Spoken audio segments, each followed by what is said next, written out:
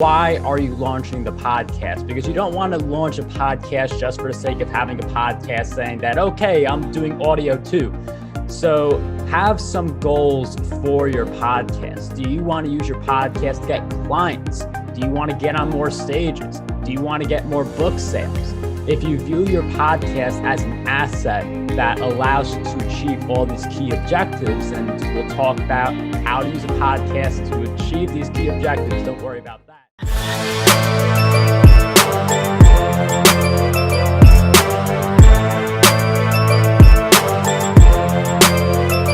Hey guys, this is AviArya, father of 2 girls, 6 dogs, husband to a superwoman, a street car racer turned hotelier, now social media marketer and founder of Internet Moguls. Welcome to my channel. Before I start every interview, I always like to ask one question. I always say that the shortest distance between 2 human hearts is always a story. And I always say you share your story with a good story with a complete stranger and you win a heart for life. So before we move ahead, Marc, for our audiences, what's your story? So since we're talking about podcasting, I'll talk about how I started Breakthrough Success, because podcasting was something I had wanted to start years ago because there's a lot of value in having conversations with people. But I had tried 2 times to start a podcast and it didn't work out because I was overwhelmed with technology, didn't know what to do. So for Breakthrough Success, the reason I started that show was I actually decided, I feel like if you want to start something, one of the best ways to do it is to force accountability on yourself. So I reached out to 5 people who I knew. I invited them to be on the show, knowing nothing about how to host a podcast or technology or anything like that. And once I got my first yes, I was in. If all 5 people said no, I was taking that as a sign that I shouldn't be a podcaster. So I would just say that if you're getting into podcasting or anything and you're afraid of how to go through it, I would just say give yourself that accountability, start reaching out to people like you know what you're doing. And then when you get that first yes, you could kind of use that to figure out where you go from there. So that's just my little story of how I started Breakthrough Success and the story that I decided to share today. So we're going to talk about launch, growth, and monetization. We're going to quickly go through all the different stages. We're going to be gearing this towards authors, speakers, coaches. If that is not you, because I know we also have a lot of entrepreneurs here where podcasting can work really well for you, these strategies, you're going to be able to mix and match them with your own business. So the first thing with a podcast is we have to figure out, why are you launching the podcast? Because you don't want to launch a podcast just for the sake of having a podcast saying that, okay, I'm doing audio too. So have some goals for your podcast. Do you want to use your podcast to get clients? Do you want to get on more stages? Do you want to get more book sales? If you view your podcast as an asset that allows you to achieve all these key objectives, and we'll talk about how to use a podcast to achieve these key objectives, don't worry about that. But if you have some key goals for your podcast, you know what your podcast you want it to become for your business, you know what role it plays, it's going to give you the extra motivation to launch your show. Because when I first started my show, when I first tried to launch a podcast, like I was sharing in the story before, I didn't have these key objectives. But if you view your podcast for all of the potential it can provide and how it can grow your business and help you reach more people, that will give you the motivation to get through the initial launch stage. So you get to the more exciting parts where you are getting the listeners, you are building the relationships, and you are able to monetize as well. So there are a lot of different things you could do for a podcast launch. You can really make it as simple or as complex as you desire, but this is just a nitty-gritty checklist for people who just want to get out there and get started. The first thing you'll need is cover art for your show. I just hop on Fiverr to hire someone to create the cover art, $5 or $10. It's very affordable to just have someone create really great cover art for you versus trying to figure out how to do it yourself and learning graphic design. So I would suggest hopping on some place like Fiverr and hiring someone to create the cover art for you. When it comes to producing the episodes and doing interviews, I recommend Zoom. We're all on it right now. It is very universally understood, especially with a lot of people learning to use Zoom for the first time last year. So I would just recommend using Zoom when it comes to recording the interviews. And it's also a great place to record yourself solo as well. So like a SlideShare presentation like this one, you could record that on Zoom, and the same goes for interviewing people on your show. One of the things where people get tripped up on is the episode prep. Like, what do you have to do to prepare for an episode? And I think this is the overwhelm phase that makes people a little more hesitant to start their own show.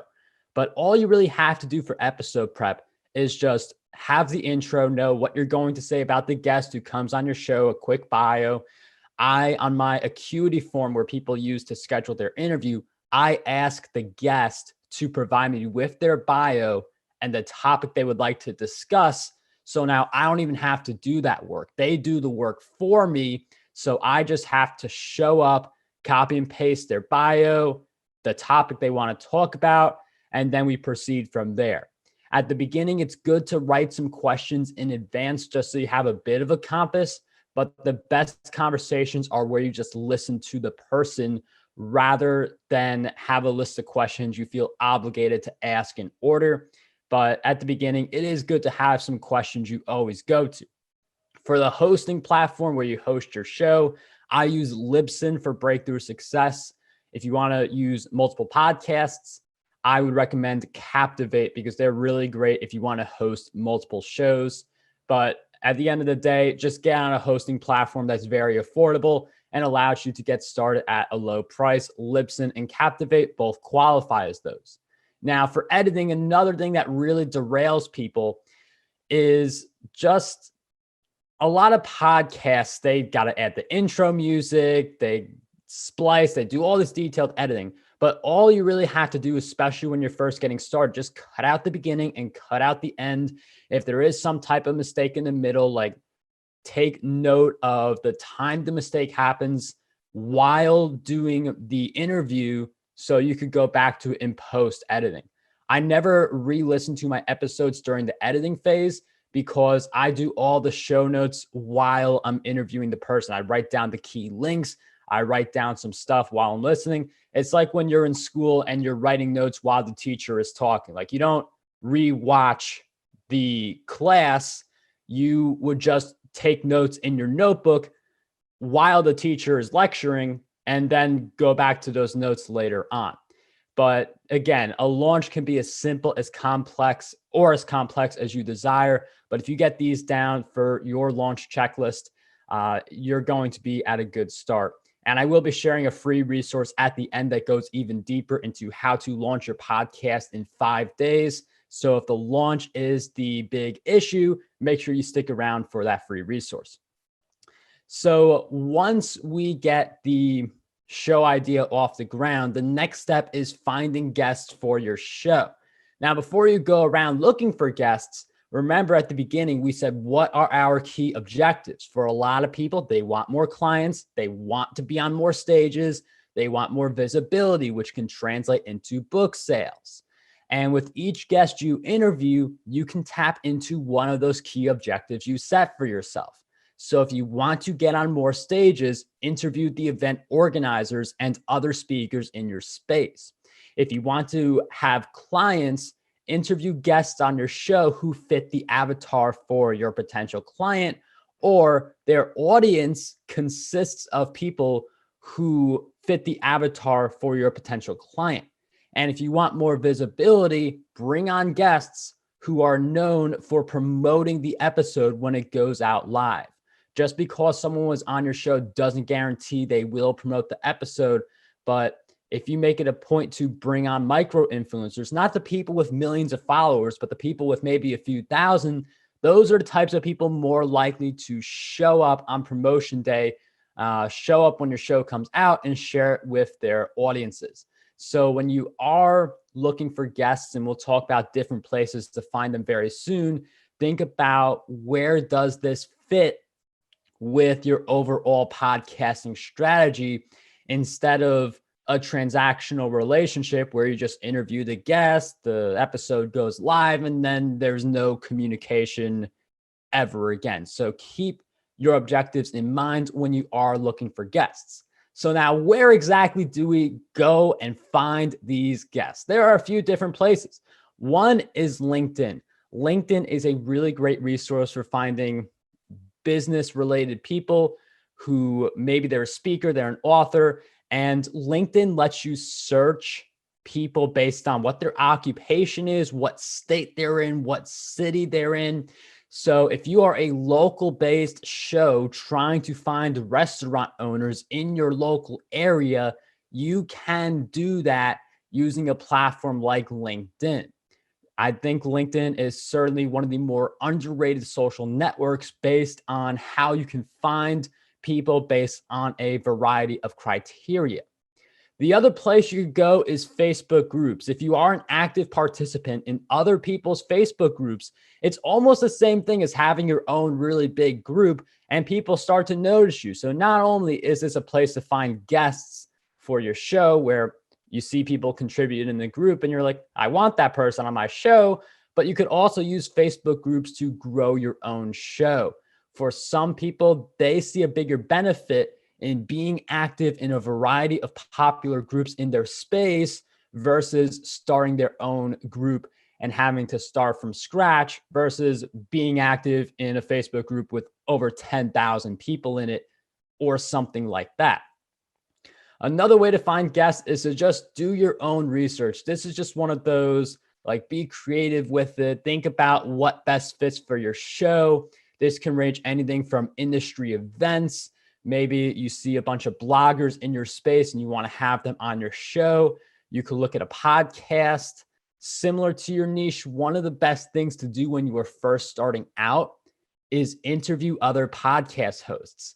I had no idea what I was doing when I first did Breakthrough Success because I've always been on the other side of the mic. So I interviewed two guests for my show. The first two were both podcast hosts. So I was able to ask them, what did you think about the interview? And they were able to give me feedback as podcasters who have been on the side of the mic that I was trying to master. And it accelerated my ability to be a better host by interviewing other hosts and asking them for their feedback after the interview. So that's a really great tip if you are getting started in the space. You can even dig on social media as well. Sometimes there is a trending topic related to your industry. You can also just do a search based on your podcast topic and potentially find a guest who would be a great fit for your show. But this is where the creativity is entirely up to you. Although I think for almost any podcast, LinkedIn and Facebook groups are going to be really useful for you to find great guests. Now, one of the best things you can do to find guests without a ton of time, because, going on Facebook, LinkedIn, all these places, it does take time. But as you get more people on your show, you can just ask them, who else do you know who would be a great fit for your show? So if each guest comes on your show and they recommend one or two people, then that's one or two potential guests for your show where there's not too much work involved to getting those guests because you have a good head start with the relationship you have with your top guest. So just asking people who they know could really help you get more guests and not have that part of podcasting be an issue for you. Now, for top guests, you may want to think about, who do you ask for a good potential guest? Maybe you learned a lot in the conversation, really enjoyed it. Maybe this top guest is someone who fits your client avatar, or they are an event organizer, someone who you need more of those people to network with for your business to grow. You could also look at a top guest as someone who promoted the heck out of the episode and was able to get you hundreds of extra downloads. So top guest is going to be different for each person based on what you're going after with your podcast, what, again, are your key objectives, but it's important to know what the top guest is for you. So now that we've talked about the guest side, we're now going to explore reaching more people with your episode. So it's great to have the guests promote. It's great to build the relationships, but what do you specifically do while waiting for the guests to promote and sending emails to the guests? Like, what are some of the things you can do at this moment to reach more people?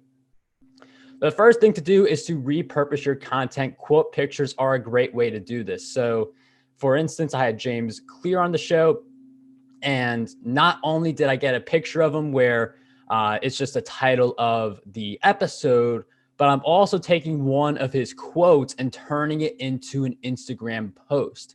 So as you are listening to the guest talk on your show, as you're having that conversation, just like any student who's writing the notes while the teacher is lecturing, rather than rewatching a recording of the entire class and then taking notes, you can take a note of some of the quotes they say for your potential pictures. So for instance, it's not until 2, 5, or 10 years later that the impact of your daily habits becomes fully apparent. That is a great message James mentioned in episode 275. It's solid as a standalone post with a solid message, and people who want to learn even more about it, they know they can go to episode 275 of Breakthrough Success to learn even more. We also have quote pictures for episode 292 and episode 357. As you can see, these are different types. One of them has a black background with white and yellow text. The other has a blue background with white and yellow text. So you could actually take the same quote and turn it into multiple pictures just by changing the color scheme. So you can share one of these quotes the day your episode comes out. Maybe you share the next one 3 or 6 months later to bring attention back to the episode. So you're able to constantly show up on your audience's social media feeds and constantly promote old and new episodes alike, so your podcast continues to gain exposure. And if you don't have an active YouTube presence already, podcasting is such an easy way to get into it. So for my Profitable Public Speaking podcast, I had Ramon Ray on the show a few years ago. We talked about organizing your own event. So on Zoom, much like what we're doing right now, like you guys can see me, you guys can see the video. So it's not just an audio element, but it's also a video element. So you could take your podcast recordings, record the video elements. The audio goes on your podcast, but the video could very easily go on your YouTube. And now you're growing on multiple platforms. And podcasting and turning it into video, it's just going to make it easier for you to be consistent on YouTube as well. Because if you are consistent on podcasts, then by definition, following this strategy, you are also consistent on YouTube. You can also create a playlist, as you could see I've done for Profitable Public Speaking. So if people like they finish watching the Ramon Ray interview, they can then proceed to tune into some of the other interviews I've done over at Profitable Public Speaking. And Zoom lets you record video. It's a very easy way to feed 2 birds with 1 scone. So some of the other ways that you can grow your podcast, one is a sponsorship swap. You partner up with other podcasters and you say, at the beginning of my show, I will mention your show. In exchange, I ask that you do the same for my show. If you're able to develop enough of these partnerships, it can compound over time, especially if, going back to key objectives, maybe you want to interview more podcast hosts and arrange for this type of sponsorship swap. So maybe you interview 5 podcast hosts this month and 3 of them agree to do the sponsorship swap. That's going to be 3 new audiences you automatically gain exposure to. In addition, you can mention past episodes. If you're talking with a guest and you remember that you did a similar episode a few weeks ago, so let's say for speakers, you're talking about how to get on more stages. And then you remember, wait a minute, I did an episode a few weeks ago about how to do a great presentation. Because some people, they want to get on more stages, but they're a little nervous about their presentation, or they want to optimize it to create a better response. So if you could tie in those two episodes and then link back to it in your show notes, you're getting your listeners to bounce from episode to episode, which is going to build loyalty and result in more people who are eager to share your podcast with other people. You could even reach out to other people's listeners. So some podcasters, they're very active on platforms like Twitter, and you could see the users, and Instagram as well, any platform. You could see who is liking their content, who is commenting on their content, and you can engage with those people. You can say, hey, I saw you enjoy this podcast. You might want to check out my podcast as well, because there are some similar themes. Let me know if you're interested. People really love it when a podcast host takes the time to reach out to them directly. It makes them feel like they've been heard, acknowledged, and it's really beneficial to build relationships this way versus just having a megaphone shouting out from the rooftops that I came out with a new episode. When you do take the time to engage with people, you put the social back in social media, you can get some really nice growth for your podcast. Now we're going to cap things off with some podcast monetization strategies, because if you have growth, but you don't have any money coming in, it's just a time-consuming hobby. And we don't want that, especially if podcasting is going to be an asset for your business, or you see podcasting as the potential for a full-time income. So we're going to cover some monetization strategies. Everybody thinks of sponsorships when it comes to podcast monetization. A big element of this is download numbers and reach. Now, you can get creative with this. So maybe your podcast download numbers aren't too good, but you've got a big following on a few social networks, and you could throw in the social media promotion in the podcast sponsorship to boost the offer potential. And then you could raise prices because you're putting more on the table for potential sponsors to consider. You could also list your sponsorships on Fiverr. Fiverr does take a 20% cut of everything you sell on their site, but it is a really good place to just list the sponsorship, talk about it in detail, and sometimes you get sponsors without having to do any marketing. Fiverr has the setup where you do have that type of capability where people are just actively searching for a podcast sponsorship or something along those lines, and then they decide to sponsor your show. You can also reach out to brands that have sponsored other people's podcasts in the past, because they know how podcast sponsorships work. And then it's easier for you to explain what you can provide them via a sponsorship. But the way that most people should approach making money with a podcast, because it takes time to build out to a sponsorship level, is you create the episodes, you direct people to your email list. You have a call to action at the end. Maybe you also include it at the beginning as well. You definitely put it in your show notes. And then someone goes on your email list. And because they're on your email list, that is where the money comes from. For a lot of brands, your email list is your most valuable asset. And if you use podcasts as a lead generator, that will be where the bulk of the monetization potential resides. So you could do anything from a targeted free offer. So I have the Profitable Podcasting Summit. It's a free evergreen event where people are able to access a whole bunch of sessions around all things podcasting. And then you have to pay a lifetime to get a lifetime pass if you want lifetime access to everything going on there. So you could start with a targeted free offer. You could also do a targeted webinar where you lead people into a webinar and then you make a pitch at the end. And you could even do an inexpensive product. Like you could start with a book, where a book is a lower commitment. You don't want to rush in with like, oh, here's my like expensive service that I'm going to introduce right away, because it takes time for trust to build. And someone who spends just $1 with you is a lot more likely to buy your high-end products and services versus someone who spends nothing on anything that you've created. So when it comes to making money with a podcast, it's not like you start a podcast and you're off to a race and making a ton of money, unless you're turning some of your guests into clients. But the way that you get listener monetization is you've got listeners who will listen to you for months, sometimes even years. And each time they're listening to one of your episodes, it's building trust. They start to see your value. They start to see what you can provide. And eventually they decide to buy something from you.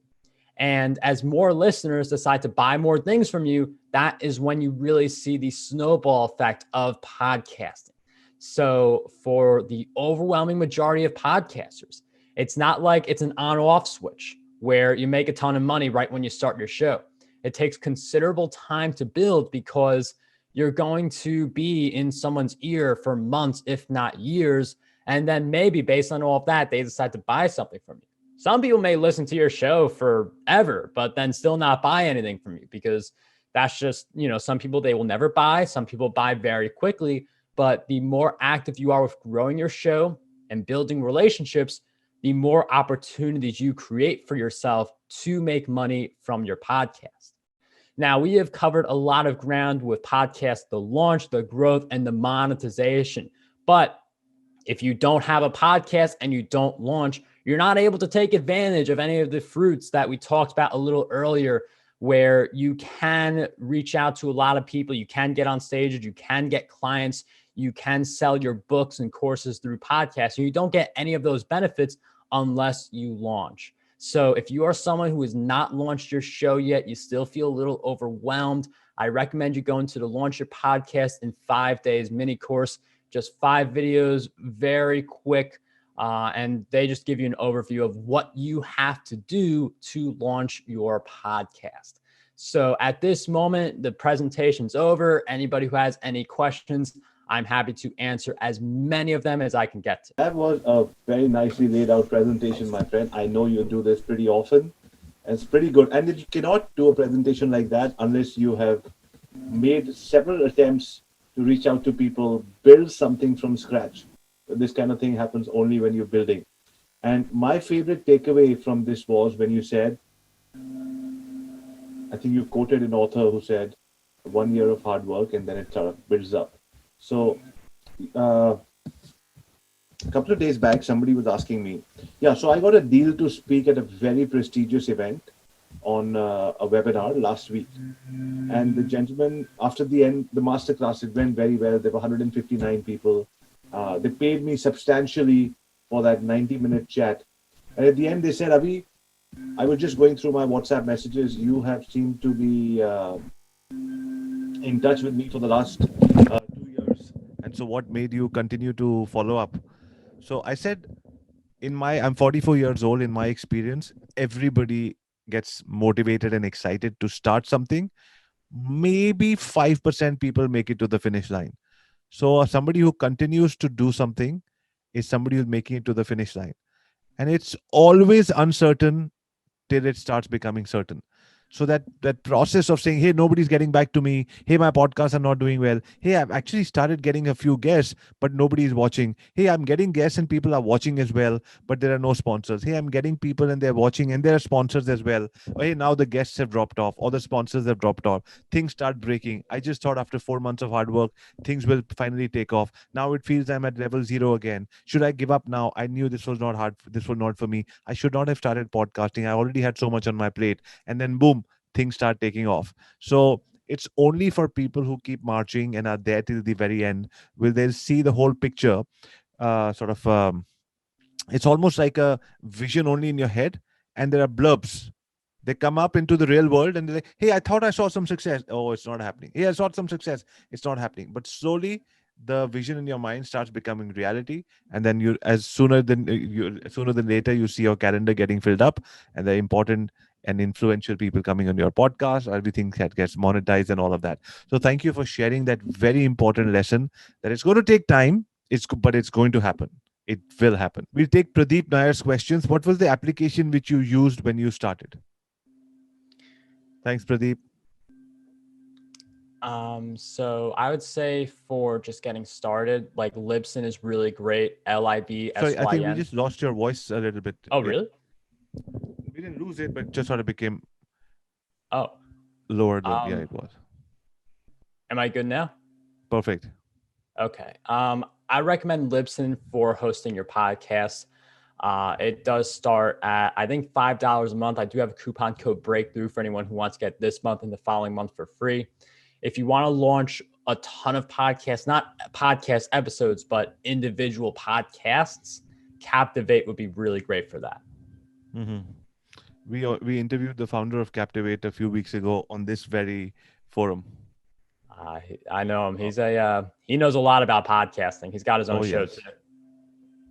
Okay. So Devani says, how do you choose topics to talk upon?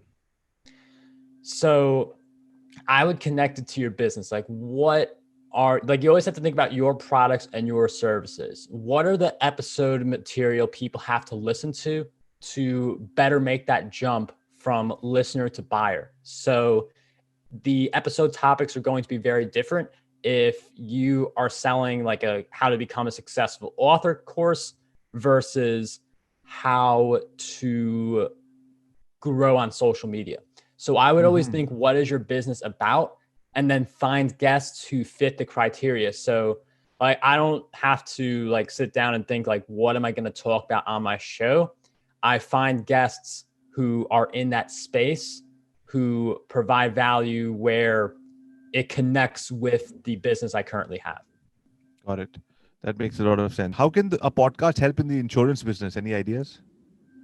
I would say like podcasting, it's just you can get listeners, but you could also build relationships with potential customers. So I would think about who do you best serve in that space, and then how can the podcast fit? So you could interview people who they know, like their audience consists of people who would be your potential customer, or you interview people who become your potential customer, or you use the interviews as a way to partner up with other people who can help grow your business through some type of a joint venture. So podcasting can definitely help with any business. For some, you got to be more creative than others to navigate that, but podcasting can definitely help out there.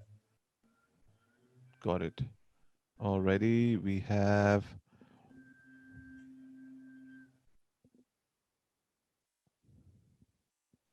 Can you please show the book title content standing right behind you?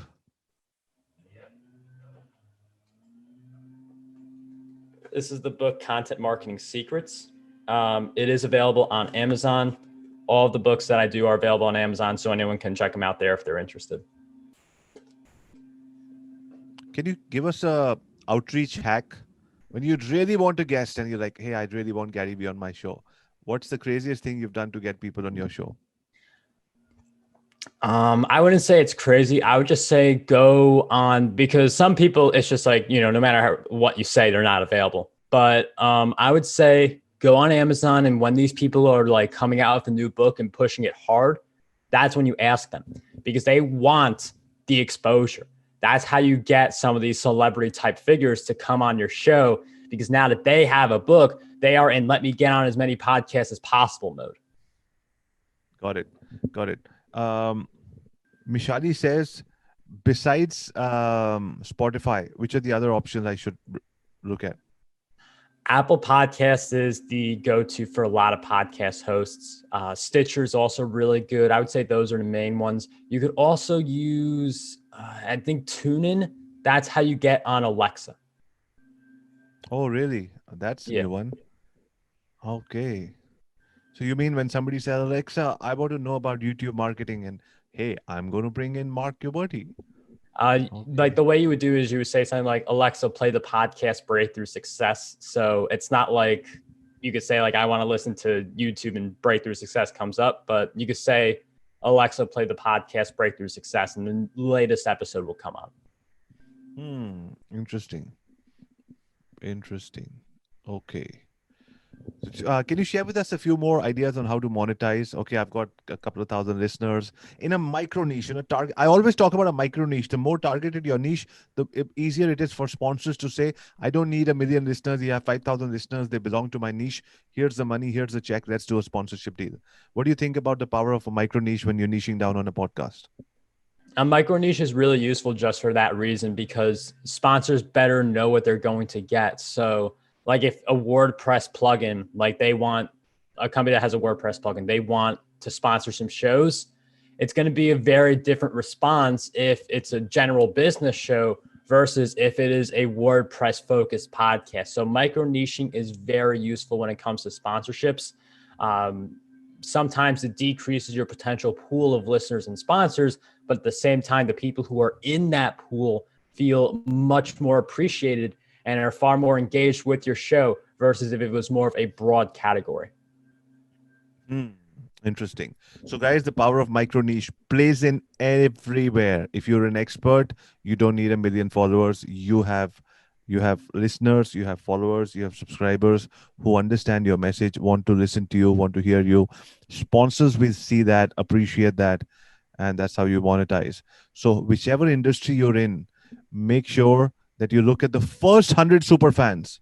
Take care of your first 100 super fans, and that will build your brand from there. Many a times, Mark, we get overwhelmed. Oh my God, John Lee Dumas has millions of listeners. I'm never going to get there. What's the point of starting a podcast? And all these crippling thoughts stop us from doing anything great with our lives. And then comes along Mark, who gives us his wisdom from all those years and says, build your micro niche. Talk to the people you want to talk to. Be clear about your audience. Once you're talking to your customer avatar, you know who he is, you know their problems. So that brings us back to the customer avatar, all of you people. We talk a lot about customer avatar here on this group. If you know your Rajesh Singh and Pooja Gupta, if you know your customer avatar, you know what you're going to talk to them about, so that the other Rajesh Singh and Pooja Guptas are also there listening and saying, this podcast is for me. This YouTube channel is for me. This email marketing list is for me. Okay, we'll ask you one more question before we let you go. And, this is actually, we have two more questions. One of them, I think I missed a question from the audience over here. Audience, there was one question that went up in the chat. Can you just repeat that question? Rima is saying, I have a sugar candy business.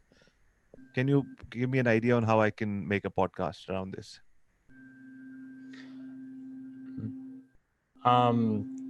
I would just say, I mean, for podcasts, just the key is think about who you're trying to serve and what type of experience they would want for your show. So again, it definitely takes, like, for some topics, you gotta be a little bit more creative than others. But if you really do think about it, you can find an idea for any potential topic for a podcast.